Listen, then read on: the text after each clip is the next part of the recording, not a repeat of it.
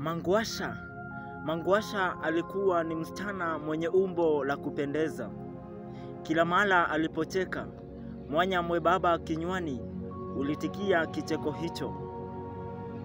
Alikuwa na uso wa duara uliopambwa kwa macho ya chawa. Midomo ya mviringo ilitulia vyema juu ya kidevu chake cha kupendeza.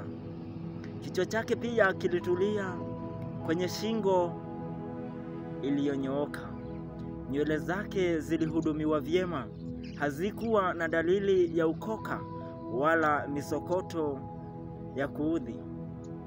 Alizoea kuzifunga tuta moja ambalo alililemba kwa vibano vya rangi mbalimbali. Vibano hivi vilitegemea helini na nguo alizozivaa.